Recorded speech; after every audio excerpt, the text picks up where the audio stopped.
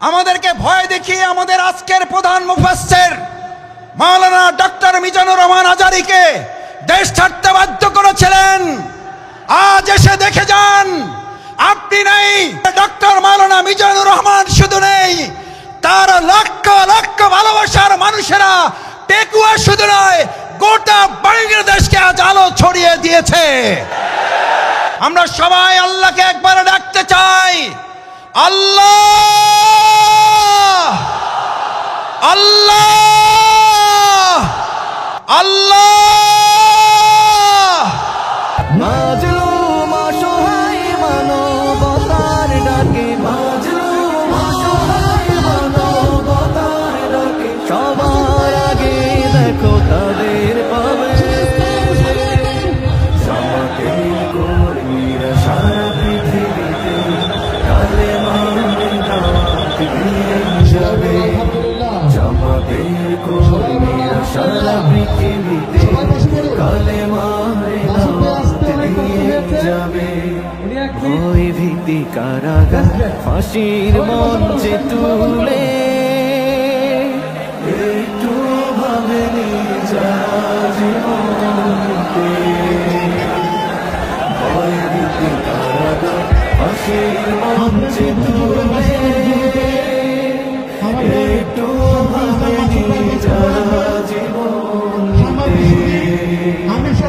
তারা জানে না তো শাহাদাত অশুধা, কোটি প্রাণ বিপাসিত জীবন দিতে, কোটি প্রাণ বিপাসিত জীবন দিতে তারা। আমরা সবাই এখানে কি দুনিয়ার কোন শক্তির কাছে এসেছি নাকি আল্লাহর শক্তির কাছে এসেছি? কার কাছে এসেছি? আমাদের এই সমস্ত ব্যবস্থাপনার যিনি সহযোগিতা করেছেন, সেটা কি দুনিয়ার কোন শক্তি নাকি আল্লাহর শক্তি? আমার ভাইয়েরা, হযরত ইব্রাহিম আলাইহিস সালামকে যখন আগুনে পুড়ে পরীক্ষায় উত্তীর্ণ করার জন্য আল্লাহ তাআলা সিদ্ধান্ত নিয়েছিলেন, আপনাদের সকলের মনে থাকার কথা, হযরত ইব্রাহিম আলাইহিস সালামকে আগুনে ফালানোর জন্য মাসব্যাপী যখন আগুনের কুণ্ডলী তৈরি করা হচ্ছিল, সমস্ত মানুষ শুধু নয়, ফেরেশতাকুল, সমস্ত পশু প্রাণী আল্লাহর দরবারে আহ্বান করেছিলেন, দোয়া করেছিলেন, আল্লাহ এই বিরাট পরীক্ষা থেকে, নির্যাতন, নির্মমতা থেকে হযরত ইব্রাহিম আলাইহিস সালাম আপনার প্রিয় বন্ধু খলিলুল্লাহকে আপনি হেফাজত করুন। আল্লাহ সুবহানাহু ওয়া তাআলা তাকে হেফাজতের জন্য ফেরেশতাগণকে পাঠিয়েছিলেন।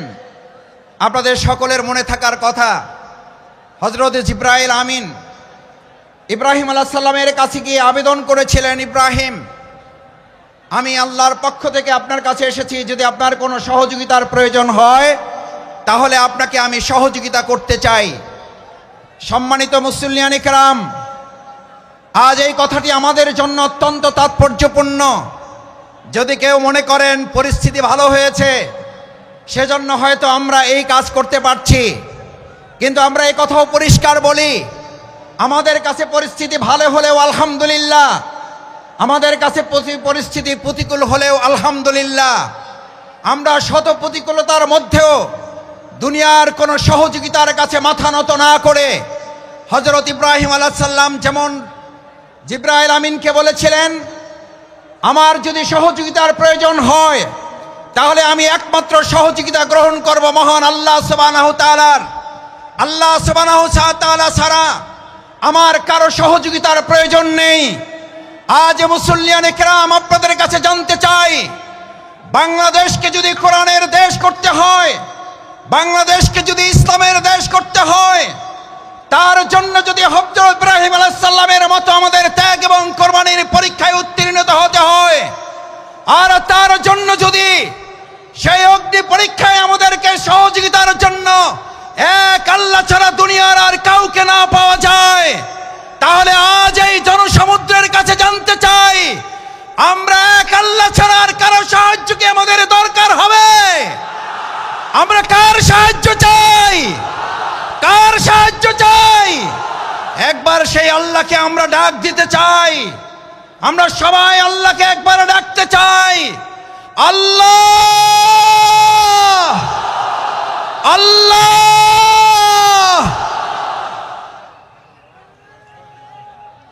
সম্মানিত ভাই এবং বন্ধুগণ, হযরত ইব্রাহিম আলাইহিস সালাম আল্লাহর সাহায্য চেয়েছিলেন।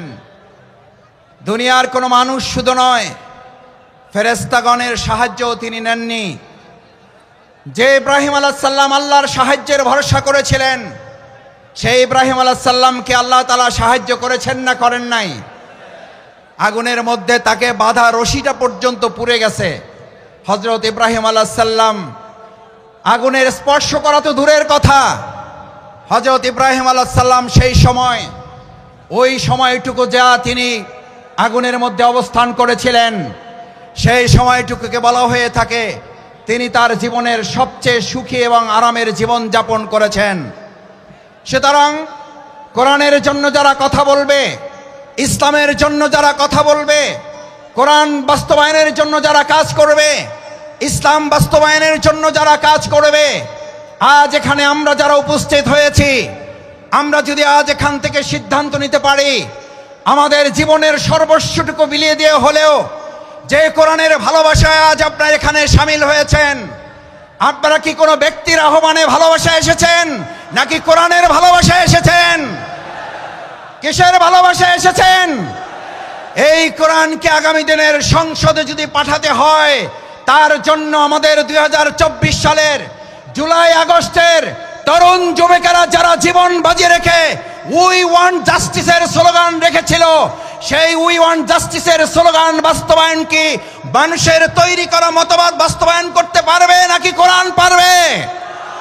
উই ওয়ান্ট জাস্টিসের জন্য তরুণ যুবকেরা, আমাদের মীর মুগ্ধ আবু সাঈদরা যদি জীবন দিতে পারে, আজ তরুণ যুবক এবং আমাদের জনতাকে জিজ্ঞেস করতে চাই, আগামী দিনে কোরআনের সংসদ কায়েমের জন্য, ইসলামের সংসদ কায়েমের জন্য আরেকবার যদি জীবন দিতে হয় আমাদের, সেই জীবন দিতে আমরা কি রাজি থাকব?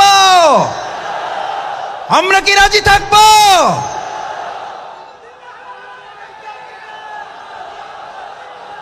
সম্মানিত ভাই এবং বন্ধুগণ, আল্লাহ সুবহানাহু ওয়া তাআলা মহাগ্রন্থ আল কোরআনে আমাদের জন্য উল্লেখ করেন, আল্লাহ তাআলা আমাদের জন্য উল্লেখ করেন, আফা হাসিবতুম আন্নামা খলাকনাকুম আবাসা ওয়া আন্নাকুম ইলাইনা লা তুরজাউন। আল্লাহ সুবহানাহু ওয়া তাআলা আমাদেরকে পৃথিবীতে প্রেরণ করে আমাদেরকে স্মরণ করিয়েছেন। তোমরা কি মনে করো যে তোমাদেরকে এমনিতেই অর্থহীনভাবে, টার্গেটলেস, এইমলেস, গোল শূন্য, কোনো উদ্দেশ্যহীন ভাবে তোমাদেরকে আমি পৃথিবীতে প্রেরণ করেছি? ওয়া ইলাইনা লা তুরজাউন, অথচ তোমাদেরকে তোমাদের কাজ সম্পন্ন করে কি আবার আমার কাছে ফিরে আসতে হবে না? আমাদের সম্মানিত ভাই এবং বোনেরা, আমার পর্দার আড়ালের মা ও বোনেরা যারা আছেন এখানে, আজ যারা উপস্থিত হয়েছি, আমাদেরকে কথা ভালো করে মনে রাখতে হবে, আজ এখানে আমরা যে কোরআনের ভালোবাসা এসেছি, সেই কোরআন আমাদের উপরে তিনটি মৌলিক দায়িত্ব অর্পণ করেছে। এক, আল্লাহ সুবহানাহু ওয়া তাআলা বলেন, আফা হাসিবতুম আন্নামা খলাকনাকুম আবাসা, আমি তোমাদেরকে অর্থহীনভাবে পৃথিবীতে সৃষ্টি করি নাই, আমি তোমাদেরকে পৃথিবীতে সৃষ্টি করেছি একটা গুরুত্বপূর্ণ উদ্দেশ্য নিয়ে। সেই উদ্দেশ্য সম্পর্কে আল্লাহ তাআলা পরিষ্কার রোড ম্যাপ ঘোষণা করেছেন। এখন আমাদের দেশের অর্থনীতি সংস্কারের প্রশ্ন উঠছে, আমাদের দেশের রাজনীতি সংস্কারের প্রশ্ন উঠেছে, পররাষ্ট্রনীতি সংস্কারের প্রশ্ন উঠেছে। আমরা আজ সংস্কারের দায়িত্বে যারা আছেন তাদের কাছে আল্লাহ তাআলার সংস্কারের রোড ম্যাপ তুলে দিতে চাই। আল্লাহ তাআলা কোরআনে ঘোষণা করেন, ফাইম্মা ইয়াতিয়ান্নাকুম মিন্নি হুদান, আমি এই পৃথিবীতে মানুষকে প্রেরণ করে তাকে একটা রোড ম্যাপ দিয়ে দিয়েছি। এই রোড ম্যাপের মধ্যে তার রান্নাঘর থেকে শুরু করে তার সংসদ ভবন পরিচালনার পর্যন্ত সমস্ত বর্ণনা আমি উল্লেখ করে দিয়েছি। সুবহানাল্লাহ। আমার ভাইয়েরা, মহাগ্রন্থ আল কোরআনের মধ্যে যে রোড ম্যাপ আল্লাহ উল্লেখ করেছেন, ফামান তাবিআ হুদায়া, যদি এটাকে ফলো করে, যদি এটাকে অনুসরণ করে, যদি এটাকেও মেনে চলে, তাহলে আল্লাহ ঘোষণা দিচ্ছেন, কোনো প্রধানমন্ত্রী না, কোনো প্রধান উপদেষ্টা না, কোনো উপদেষ্টা বৃন্দগণ নন, কোনো জাতিসংঘের মহাসচিব নন, এক আল্লাহ সুবহানাহু ওয়া তাআলা ঘোষণা দিয়েছেন, ফামান তাবিআ হুদায়া, তাহলে তোমরা রোড ম্যাপের আসল রাস্তা খুঁজে পাবে। আমরা আজ বাংলাদেশের বর্তমান দায়িত্বে যারা আছেন তাদের কাছে মহাগ্রন্থ আল কোরআনের আহ্বান পৌঁছে দিয়ে বলতে চাই, বাংলাদেশকে যদি যথাযথ সংস্কারের মাধ্যমে তার আসল রোড ম্যাপে পরিচালনা করতে হয়, তাহলে মহাগ্রন্থ আল কোরআনের আইন দিয়ে ছাড়া মানুষের তৈরি করা কোনো চিন্তাতন্ত্র মতবাদ দিয়ে পুরনো সংস্কার করা সম্ভব হবে না। ভাই এবং বন্ধুগণ, আল্লাহ তাআলা বলেন যদি এটাকে ফলো করো হুদায়া, তাহলে সঠিক পথ পাবে। আচ্ছা, আপনাদের কাছে জিজ্ঞেস করি, যদি কোরআন অনুসরণ করার মধ্যে দিয়ে সঠিক পথ পাওয়ার কথা বলা হয়, তাহলে আমাদের কাছে কি এই প্রশ্ন ওঠা স্বাভাবিক নয় যে কোরআন বাদ দিয়ে যে কোনো পথ অবলম্বন করলে ওটা সঠিক নয়, ওটা গোমরাহের পথ? কোরআন যদি আল্লাহর পথ হয়, তাহলে কোরআনের বাইরে যা মত আছে, পথ আছে, সমস্ত মত এবং পথ ইবলিসের পথ। ইমানদাররা কখনো কোরআনের পথ, আল্লাহর পথ বাদ দিয়ে ইবলিসের পথে হাঁটতে পারে না। আজ আমাদের এই কোরআন দায়িত্ব দিয়েছে ফামান তাবিআ হুদা, তাহলে তোমরা সঠিক পথ পাবে, আসল পথ পাবে। আমাদের এই প্রিয় মাতৃভূমি বাংলাদেশ স্বাধীন হওয়ার 53 বছর পার হলেও আমরা কি অর্থনৈতিক মুক্তি পেয়েছি ভাইয়েরা? আমরা কি সাংস্কৃতিক মুক্তি পেয়েছি? আমরা কি রাজনৈতিক মুক্তি পেয়েছি? এই সকল মুক্তি আমাদের যদি পেতে হয়, তাহলে আমাদের মানুষের তৈরি করা মতবাদের দিকে নাকি কোরআনের দিকে ফিরতে হবে? আমাদের গ্রামে, আপনাদের গ্রামে আমরা সবাই একটা কথা বলি, সোজাতে হবেন, মরার আগে হবেন না। কখন হবেন? কখন হবেন? কাপড় দিয়ে যখন পায়ের কাছে একজন ধরে আর মাথার কাছে একজন ধরে, দুই থেকে দুইজন ধরে আর টানে, বলে যে আরো সোজা করো, আরো টাইট করো। ভাইয়েরা, মরার পরেই যদি আমাদের সোজা হতে হয়, চোখে যদি দেখতে পাই যে আমরা সোজা হচ্ছি এবং আমার সন্তানরা আমাকে টাইট করে বেঁধে সোজা করছে, আজ আমার সমস্ত পেকুয়াবাসী, বাংলাদেশের প্রান্ত থেকে যারা এখানে এসেছেন, আমরা আহ্বান জানাই, আসুন, মরার পরে যদি সোজা আমাদের হতেই হয়, তাহলে জীবিত থাকতেই আমরা সোজা হয়ে আমাদের বাংলাদেশকেও সোজা পথে পরিচালনার জন্য আর কোন মত এবং পথ নয়, কোরআনের পথেই বাংলাদেশকে আমরা সোজা করে পরিচালনা করব ইনশাআল্লাহ। দ্বিতীয় যে দায়িত্ব আল্লাহ তাআলা আমাদেরকে দিয়েছেন, ফামান তাবিআ হুদায়া ফালা খাউফুন, কোনো ভয় নেই তোমাদের। আমার ভাইয়েরা, আমাদেরকে ভয় দেখিয়েছিলেন, আমাদেরকে ভয় দেখিয়ে আমাদের আজকের প্রধান মুফাসসির মাওলানা ডক্টর মিজানুর রহমান আজারীকে দেশ ছাড়তে বাধ্য করেছিলেন। আজ এসে দেখে যান, আপনি নেই, আমাদের ডক্টর মাওলানা মিজানুর রহমান শুধু নেই, তার লক্ষ লক্ষ ভালোবাসার মানুষেরা পেকুয়া শুধু নয়, গোটা বাংলাদেশকে আজ আলো ছড়িয়ে দিয়েছে। আপনারা সাইদি সাহেবকে হত্যা করেছেন, এক সাইদি রহমানের অনুপস্থিতিতে লক্ষ সাইদি আমাদের তৈরি হয়ে কোরআনের দাওয়াত পৌঁছে দিচ্ছে। আমাদের হত্যা করা যায়, আমাদের ফাঁসি দেওয়া যায়, আমাদের শেষ করা যায় না, আমাদের শেষ করা যাবে না।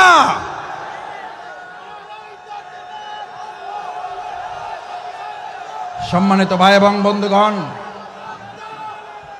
সম্মানিত ভাই এবং বন্ধুগণ, ফালা খাউফুন, সুতরাং আমাদেরকে আপনি ভয় দেখাবার কে? যারা আমাদেরকে ভয় দেখিয়েছেন, 17 বছর এই বাংলাদেশের 18 কোটি নাগরিককে আপনারা ভয় দেখিয়েছেন।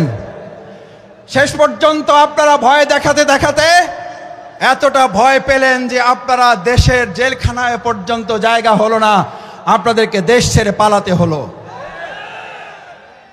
আল্লাহ তাআলা নিশ্চিত করেছেন ফালা খাউফুন, তোমাদের ভয় পাওয়ার কোনো দরকার নেই, কারণ যারা আল্লাহকে ভয় করে তাদের দুনিয়ার আর কাউকে ভয় করতে হয় না, বরং গোটা দুনিয়া তাদেরকে ভয় করে। ফালা খাউফুন আলাইহিম ওয়ালা হুম ইয়াহজানুন। আল্লাহ সুবহানাহু ওয়া তাআলা শুধু ভয়ের ব্যাপারে আপনাকে নিশ্চিত করে নাই, আল্লাহ তাআলা বলেন আমার এই ভয়ে যদি তোমরা উত্তীর্ণ হতে পারো, এক আল্লাহকেই যদি ভয় করতে পারো, কোন গুলি বন্দুককে যদি তোমরা ভয় না করো, তাহলে আমি আল্লাহ তোমাদেরকে এবার দ্বিতীয় নিশ্চয়তা দিচ্ছি, ওয়ালা হুম ইয়াহজানুন, তোমাদের আর কোন রকম দুশ্চিন্তা, উদ্বেগ, উৎকণ্ঠায় ভুগতে হবে না। আলহামদুলিল্লাহ, বিগত 15 বছর আপনারা ত্যাগ এবং কোরবানি, নির্যাতন, নিপীড়নের মুখে থেকেছেন। এই পেকুয়াবাসী, এই চট্টগ্রামের বন্দরের নগরীর মানুষেরা জীবন বাজি রেখেছেন, কিন্তু কোনো গুলি বন্দুক ফাঁসির কাছে আমাদের ভাইয়েরা মাথা নত করে নাই বলে আজ আল্লাহ তাআলা উদ্বেগ, উৎকণ্ঠা এবং স্বস্তির মধ্যে আমাদের এই সুন্দর একটা প্রোগ্রামের আয়োজন করার তৌফিক দিয়েছেন। এটা কার পুরস্কার? কার পুরস্কার? আমাদের পূর্ণ পুরস্কার এখনো আমাদের হাতে আসে নাই। আমাদের আসল পুরস্কার আল্লাহ ঘোষণা করেছেন, বিসমিল্লাহির রহমানির রহিম, ইযা জাআ নাসরুল্লাহি ওয়াল ফাth। যখন আল্লাহর সাহায্য এবং বিজয় আসে, কার সাহায্য? কার? কোন পার্শ্ববর্তী রাষ্ট্রের, প্রশাসনের, সেনাবাহিনীর, র্যাবের সাহায্য কার? নাসরুল্লাহ, ইযা জাআ নাসরুল্লাহি ওয়াল ফাth। যে আল্লাহ আমাদেরকে সাহায্য করেন, সে আল্লাহ তাআলাই বলেন, আমি যখন কাউকে সাহায্য করি তার বিজয় ছাড়া আর অন্য কিছু হতে পারে না। নাসরুল্লাহ, ইযা জাআ নাসরুল্লাহি ওয়াল ফাth। কারণ আমার সাহায্য যেখানে যায়, গোটা দুনিয়া তার বিপক্ষে থাকলেও বিজয় ছাড়া তার কিছুই হয় না। আজ বাংলাদেশে আল্লাহর সাহায্য এসেছে, গোটা কোরআনের রাষ্ট্র কায়েম হওয়া ছাড়া পূর্ণাঙ্গ বিজয় আমাদের হতে পারে না। আমাদের পূর্ণাঙ্গ বিজয় কি? আমাদের পূর্ণাঙ্গ বিজয় শুধু একজন এমপি হওয়া নয়, আমাদের পূর্ণাঙ্গ বিজয় শুধুমাত্র একজন মন্ত্রী হওয়া নয়, আমাদের পূর্ণাঙ্গ বিজয় শুধুমাত্র একজন রাষ্ট্রপতি হওয়া নয়, আমাদের পূর্ণাঙ্গ বিজয় শুধু একজন প্রধানমন্ত্রী হওয়া নয়, আমাদের পূর্ণাঙ্গ বিজয় শুধুমাত্র ইসলামী দল ক্ষমতায় যাওয়া নয়। আমাদের পূর্ণাঙ্গ বিজয় হচ্ছে আলা লাহুল খালক ওয়াল আমর, সৃষ্টি যার, আইন চলবে তার।